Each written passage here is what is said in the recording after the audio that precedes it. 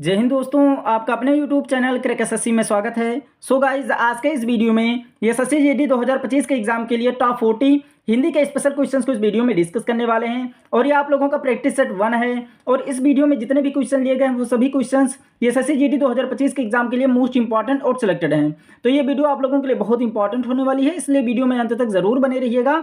और इस वीडियो में 40 क्वेश्चन है, तो 40 में से कम आपको 35 क्वेश्चन का टारगेट जरूर लेकर चलना है। 40 में से कम आपके 35 क्वेश्चन सही जरूर होने चाहिए।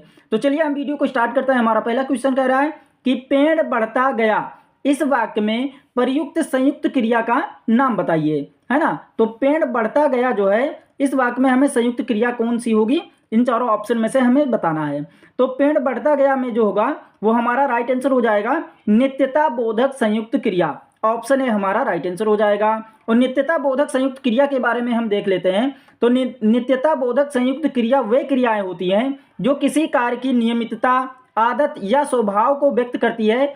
इन क्रियाओं के मुख्य क्रिया के साथ सहायक क्रिया का प्रयोग किया जाता है, जिससे कार्य का नियमित रूप से या आदतन किया जाना व्यक्त होता है ना। एग्जाम्पल के लिए एक और उदाहरण दिया गया है कि वह रोज सुबह टहलने जाता है। तो वह रोज सुबह टहलने जाता है ना, तो इसका क्या है, यह आदत है। तो आदतन इसमें इस वाक्य में किया गया है, इसलिए यह वाक्य जो हो जाएगा वो नित्यता बोधक संयुक्त क्रिया हो जाएगी, है ना। उसी तरीके से जैसे कहा गया है पेड़ बढ़ता गया, तो ये लगातार हो रहा है ना। पेड़ बढ़ता गया जो ये क्या है, ये नियमित रूप से हो रहा है, तो इसलिए ये भी क्या हो जाएगा, नित्यता बोधक संयुक्त क्रिया होगी इसमें, है ना। नेक्स्ट क्वेश्चन है कि टिप्पस भिड़ाना मुहावरे का अर्थ होगा। तो टिप्पस भिड़ाना मुहावरे का अर्थ जो होगा वो है सिफारिश करवाना। ऑप्शन डी हमारा राइट आंसर हो जाएगा। नेक्स्ट क्वेश्चन की ओर चलिए बढ़ते हैं हम। इस वाक्य के रिक्त स्थान पर रेखांकित शब्द का उपयुक्त विलोम शब्द कौन सा होगा, है ना। तो पहले हम वाक्य पढ़ लेते हैं। भारत में कहीं अतिवृष्टि से बाढ़ आती है तो कहीं डैश से सूखा पड़ता है ना। तो रेखांकित शब्द कौन सा है, तो अतिवृष्टि है। तो अतिवृष्टि का हमें क्या ढूंढना है, तो विलोम शब्द यहाँ इस ऑप्शन में, ये चारों ऑप्शन में से ढूंढ करके यहाँ भरना है ना। तो भारत में कहीं अतिवृष्टि से बाढ़ आती है तो कहीं डैश से सूखा पड़ता है। तो अतिवृष्टि का विलोम शब्द क्या होता है, तो अनावृष्ट होता है। क्या होता है, अनावृष्ट होता है। ऑप्शन बी हमारा राइट आंसर हो जाएगा। तो भारत में कहीं अतिवृष्टि से बाढ़ आती है तो कहीं अनावृष्टि से सूखा पड़ता है। ऑप्शन बी हमारा राइट आंसर हो जाएगा। और जो ऑप्शन दिए हैं इन सभी ऑप्शन के हम विलोम शब्द यहाँ देख लेते हैं। जैसे हो गया सुवरिष्ठ, तो सुवरिष्ठ का विलोम शब्द क्या हो जाएगा, आवृष्ट। और वृष्ट का विलोम शब्द क्या हो जाएगा, अनावृष्ट। और लघुवृष्ट का विलोम शब्द क्या हो जाएगा, अतिवृष्टि, है ना। तो इन सभी पॉइंट्स को भी आप लोग जरूर ध्यान में रखिएगा। मैं आप लोगों से एक रिक्वेस्ट और करूंगा कि अगर आपके क्वेश्चन का आंसर पहले से ही पता हो तो साथ साथ में कमेंट भी करते चलिए, जिससे कि आपका कॉन्फिडेंस लेवल बढ़ेगा। नेक्स्ट क्वेश्चन है कि निम्न में से किस वाक्य में उत्कंठा के सही पर्यायवाची शब्द का प्रयोग हुआ है ना। उत्कंठा के सही पर्यायवाची शब्द का प्रयोग किस वाक्य में हुआ है। तो सबसे पहले हम उत्कंठा के पर्यायवाची शब्द हम देख लेते हैं कौन कौन से हैं। तो उत्कंठा के पर्यायवाची कौन कौन से हैं, तो आकांक्षा, अभिलाषा, इच्छा, लालसा, व्याकुलता और उत्सुकता। अब ये जो आकांक्षा, अभिलाषा, इच्छा, लालसा, व्याकुलता और उत्सुकता जो शब्द इनमें दिए हुए हैं, है ना, उत्कंठा के पर्यायवाची में से, इन्हीं में से किसी ना किसी वाक्य में ये शब्द में से आया होगा, तो वही हमारा राइट आंसर हो जाएगा। तो हम देखते हैं कि रघु में उत्साह की कमी है ना। तो अब यहाँ उत्साह कहीं दिया हुआ है, ऑप्शन में नहीं है। नव्या में अब कोई लालसा शेष नहीं थी, है ना। तो उत्कंठा का यहाँ पर लालसा दिया हुआ है पर्यायवाची, तो कौन सा ऑप्शन हमारा राइट आंसर हो जाएगा, तो नव्या में अब कोई लालसा शेष नहीं है, तो हमारा ऑप्शन बी राइट आंसर हो जाएगा, है ना। क्योंकि उत्कंठा के सही पर्यायवाची शब्द का प्रयोग हुआ है किस वाक्य में, वही हमें सही टिक करना था। तो नव्या में अब कोई लालसा शेष नहीं है, ऑप्शन बी में उत्कंठा के सही पर्यायवाची शब्द का प्रयोग हुआ है, इसलिए ऑप्शन बी हमारा राइट आंसर हो जाएगा। आशा करते हैं समझ में आया होगा आपको। नेक्स्ट क्वेश्चन है लकड़ियों का समूह, रेखांकित पद समूह के बदले उपयुक्त शब्द का प्रयोग कीजिए, है ना। समूह के बदले, रेखांकित शब्द कहां पर है, समूह के नीचे है। तो लकड़ियों का समूह जो है, इसके बदले हमें उचित उपयुक्त शब्द का प्रयोग करना है।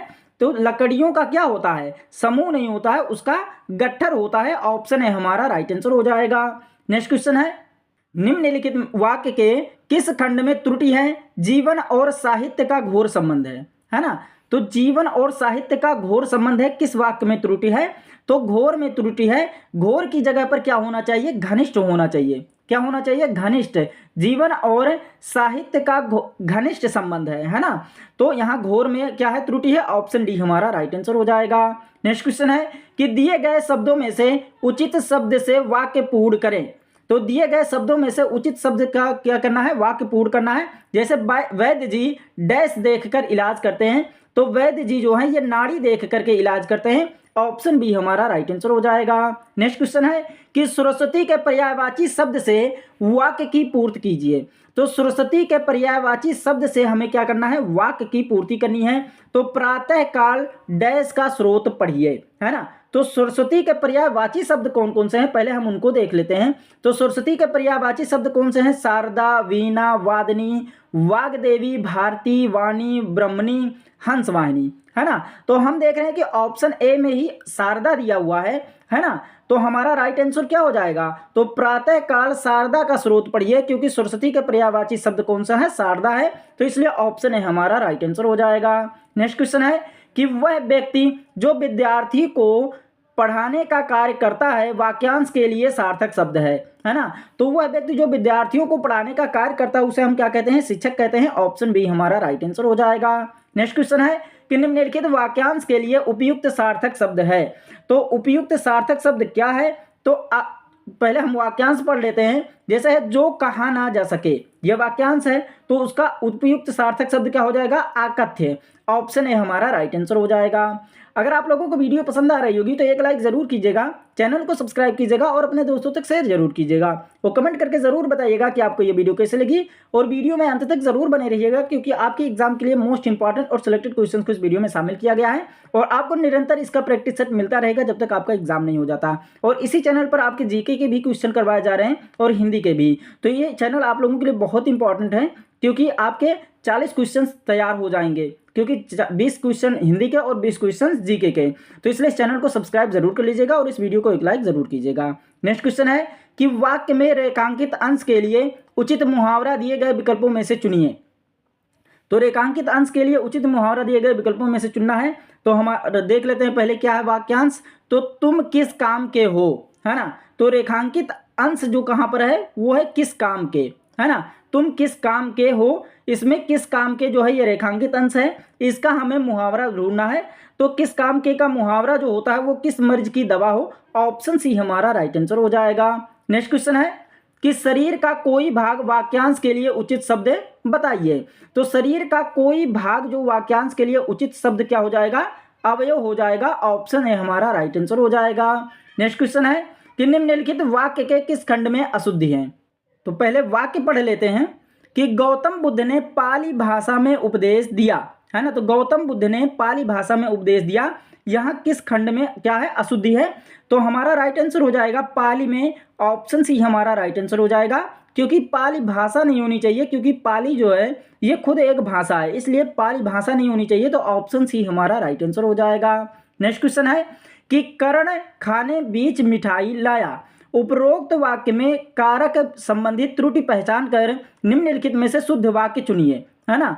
तो कर्ण खाने बीच मिठाई लाया, इसका शुद्ध वाक्य क्या होना चाहिए, तो कर्ण खाने के लिए मिठाई लाया, ऑप्शन डी हमारा राइट आंसर हो जाएगा।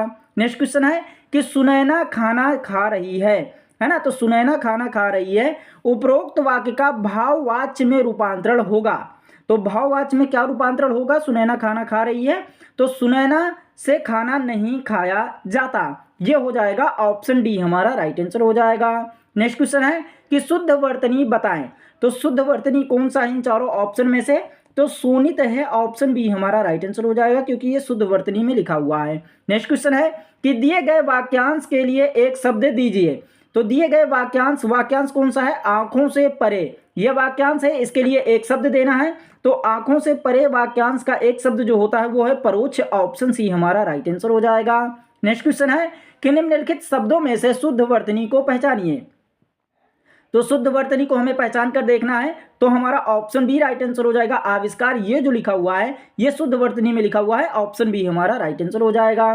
नेक्स्ट क्वेश्चन है कि दिए गए वाक्य में रेखांकित अंश को प्रतिस्थापित करने के लिए सबसे उपयुक्त विकल्प का चयन करें, है ना। तो प्रतिस्थापित करने के लिए रेखांकित अंश को सबसे उपयुक्त विकल्प का हमें चयन करना है। तो पहले हम वाक्य पढ़ लेते हैं कि अपना दोष दूसरों के सिर क्यों जड़ते हो, है ना। तो रेखांकित अंश क्या है, जड़ते हो पे, है ना। तो जड़ते हो की जगह पर हमें क्या होना चाहिए, मरते हो, है ना। ऑप्शन डी हमारा राइट आंसर हो जाएगा कि अपना दोष दूसरों के सिर क्यों मरते हो, ऑप्शन डी हमारा राइट आंसर हो जाएगा।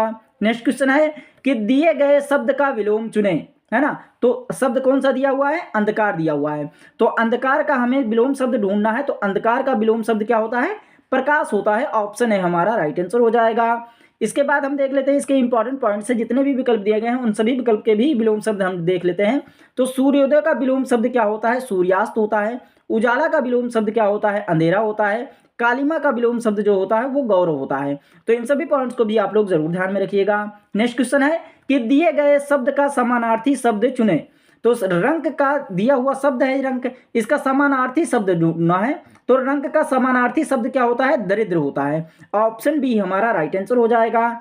इसी तरीके से हम इंपॉर्टेंट पॉइंट्स अगर हम देखें तो रंक के और समानार्थी शब्द को देख लेते हैं। तो रंक का और समानार्थी शब्द कौन सा होता है, तो गरीब, निर्धन, दरिद्र, कंगाल, ये चारों जो होते हैं ये रंक के समानार्थी शब्द होते हैं। और भी ऑप्शन में दिए गए थे, जैसे वीरांगना के समानार्थी शब्द है तो योद्धा, सूरवीरा, धीर वीरा, रणचंडी, ये सब वीरांगना के समानार्थी शब्द हैं। राजा के समानार्थी कौन कौन से हैं, तो सिराज, सम्राट, राज नरेश, राजाधिराज, ये सब राजा के समानार्थी शब्द हैं। और रक्त के समानार्थी शब्द कौन से हैं, तो रुधिर, रक्तपात, रक्तवाहिनी, ये सब रक्त के समानार्थी शब्द हैं। तो इन सभी पॉइंट्स को भी आप लोग जरूर ध्यान में रखिएगा। नेक्स्ट क्वेश्चन है कि भाड़ झोंकना मुहावरे का सही अर्थ क्या है।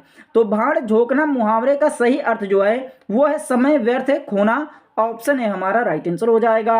नेक्स्ट क्वेश्चन है कि रिक्त स्थान की पूर्ति के लिए सबसे उपयुक्त शब्द का चयन करें। तो रिक्त स्थान हम देख लेते हैं कौन सा है, तो उसके पास डैश धन है ना। तो यहाँ पर जो रिक्त स्थान है इसकी जगह पर क्या रहेगा, उपयुक्त शब्द, तो उसके पास जो है ये पर्याप्त धन है, ऑप्शन डी हमारा राइट आंसर हो जाएगा। नेक्स्ट क्वेश्चन है कि रिक्त स्थान की पूर्ति के लिए सबसे उपयुक्त शब्द का चयन करें। तो रिक्त स्थान की पूर्ति के लिए सबसे उपयुक्त शब्द का चयन करना है। तो पहले हम वाक्य पढ़ लेते हैं कि सशस्त्र प्रहरी डैश की रक्षा कर रहे थे। तो सशस्त्र प्रहरी जो है ये किसकी रक्षा कर रहे थे, तो कोष की रक्षा कर रहे थे, ऑप्शन डी हमारा राइट आंसर हो जाएगा। नेक्स्ट क्वेश्चन है कि उस विकल्प का चयन करें जिसमें निम्न मुहावरे का सर्वाधिक उपयुक्त अर्थ दिया गया है ना। तो मुहावरा क्या दिया गया है, तो मुट्ठी गर्म करना, है ना। तो इसका सर्वाधिक उपयुक्त अर्थ जो दिया गया है उसी को हमें सही टिक करना है। तो मुट्ठी गर्म करने का अर्थ जो होता है रिश्वत देना, ऑप्शन है हमारा राइट आंसर हो जाएगा। अगर आप लोगों को वीडियो पसंद आ रही होगी तो एक लाइक जरूर कीजिएगा, चैनल को सब्सक्राइब कीजिएगा और अपने दोस्तों तक शेयर जरूर कीजिएगा। वो कमेंट करके जरूर बताइएगा कि आपको ये वीडियो कैसे लगी, और वीडियो में अंत तक जरूर बने रहिएगा क्योंकि आपके एग्जाम के लिए मोस्ट इंपॉर्टेंट और सिलेक्टेड क्वेश्चंस को इस वीडियो में शामिल किया गया है। और मैं आप लोगों के लिए हिंदी के जितने भी प्रैक्टिस सेट करवाऊंगा उन सभी का मैं प्लेलिस्ट बना दूंगा, जिससे कि आपको ढूंढने में आसानी होगी, है ना। तो इसलिए वीडियो में अंत तक जरूर बने रहिएगा और इस वीडियो को एक लाइक जरूर कीजिएगा। नेक्स्ट क्वेश्चन की ओर चलिए बढ़ते हैं कि रिक्त स्थान की पूर्ति के लिए सबसे उपयुक्त शब्द का चयन करें, है ना। तो पहले हम वाक्य पढ़ लेते हैं। भाषा में अभिव्यक्ति विचार लिपि की डैश से सुरक्षित रहते हैं। तो भाषा में अभिव्यक्ति विचार लिपि की किससे सुरक्षित रहते हैं, तो हम ऑप्शन देख लेते हैं। तो हमारा राइट आंसर हो जाएगा सहायता से सुरक्षित रहते हैं, ऑप्शन है हमारा राइट आंसर हो जाएगा। नेक्स्ट क्वेश्चन है कि दिए गए शब्द के समानार्थी शब्द का चयन करें। तो दिया गया शब्द कौन सा है, सरस्वती। तो सरस्वती का समानार्थी शब्द क्या होता है, पहले हम सरस्वती के समानार्थी शब्द ही देख लेते हैं। तो सरस्वती के समानार्थी शब्द जो है वो विद्या, ज्ञान, साहित्य, कला, ये सब क्या है, सरस्वती के समानार्थी शब्द हैं। तो इसके हम ऑप्शन देख लेते हैं। तो इसमें हमारा सरस्वती का समानार्थी शब्द कौन सा राइट आंसर हो जाएगा, तो सरस्वती को ब्राह्मी भी कहा जाता है, ऑप्शन बी हमारा राइट आंसर हो जाएगा। इसके इंपॉर्टेंट पॉइंट्स अगर हम देखें तो सरस्वती के समानार्थी शब्द हम देख ही लिए हैं। धवल के बारे में देखते हैं। तो धवल के समानार्थी शब्द जो हैं वो कौन कौन से हैं, श्वेत, सफेद, निर्जल, उज्ज्वल, ये सब धवल के समानार्थी शब्द हैं। शुचि के समानार्थी शब्द कौन से हैं, तो शुद्ध, पवित्र, निर्मल, अमल, ये सब शुचि के समानार्थी शब्द हैं। कांता के समानार्थी शब्द कौन से हैं, तो पत्नी, संगिनी, साथी, धर्मपत्नी, ये सब कांता के समानार्थी शब्द हैं। तो इन सभी पॉइंट्स को भी आप लोग जरूर ध्यान में रखिएगा। नेक्स्ट क्वेश्चन है कि दिए गए वाक्य का वह भाग ज्ञात करें जिसमें कोई त्रुटि है, यदि कोई त्रुटि नहीं है तो कोई त्रुटि नहीं है चुने, है ना। तो शिक्षा का माध्यम तो हिंदी ही रहेगा, कोई त्रुटि नहीं है। तो इसमें से अगर शिक्षा का इसमें कोई त्रुटि है तो 1 हम ढूंढेंगे, माध्यम तो इसमें अगर कोई त्रुटि है तो 2 ढूंढेंगे, और हिंदी ही रहेगा अगर इसमें त्रुटि है तो 3 ढूंढेंगे, अगर किसी भी में त्रुटि नहीं है तो हम 4 ढूंढेंगे, कोई त्रुटि नहीं है। तो हमारा राइट आंसर क्या हो जाएगा? तो हमारा राइट आंसर हो जाएगा ऑप्शन डी 3, है ना। हिंदी ही रहेगा जो है, इसी में त्रुटि है, इसलिए ऑप्शन डी हमारा राइट आंसर हो जाएगा। नेक्स्ट क्वेश्चन है कि हास का विलोम शब्द होगा। तो हास का हमें विलोम शब्द बताना है, तो हास का विलोम शब्द जो हो जाएगा वो रुदन हो जाएगा, ऑप्शन बी हमारा राइट आंसर हो जाएगा। इसके इंपॉर्टेंट पॉइंट से अगर हम देखें तो परिहास का विलोम शब्द क्या हो जाएगा? गंभीरता। गायन का विलोम क्या हो जाएगा? वादन। और उपहास का विलोम क्या हो जाएगा? प्रशंसा हो जाएगा। तो इन सभी पॉइंट्स को भी आप लोग जरूर ध्यान में रखिएगा। नेक्स्ट क्वेश्चन है कि दिए गए वाक्य का वह भाग ज्ञात करें जिसमें कोई त्रुटि है, यदि कोई त्रुटि नहीं है तो कोई त्रुटि नहीं है चुने, है ना। तो जैसे हम वाक्य पढ़ लेते हैं कि मैंने 1 वर्ष तक उनकी प्रतीक्षा देखी, कोई त्रुटि नहीं है। तो इसमें कहाँ पर त्रुटि है? तो 3 में है, ऑप्शन बी हमारा राइट आंसर हो जाएगा कि मैंने 1 वर्ष तक उनकी प्रतीक्षा देखी नहीं होनी चाहिए, इसलिए ऑप्शन बी हमारा राइट आंसर हो जाएगा। नेक्स्ट क्वेश्चन है कि दिए गए वाक्य में रेखांकित अंश को प्रतिस्थापित करने के लिए सबसे उपयुक्त विकल्प का चयन करें, है ना। तो रेखांकित अंश को प्रतिस्थापित करने के लिए सबसे उपयुक्त विकल्प का हमें चयन करना है। तो हम वाक्य पहले पढ़ लेते हैं। जैसे हो गया, मैं आपके सुखी जीवन की आकांक्षा करता हूं।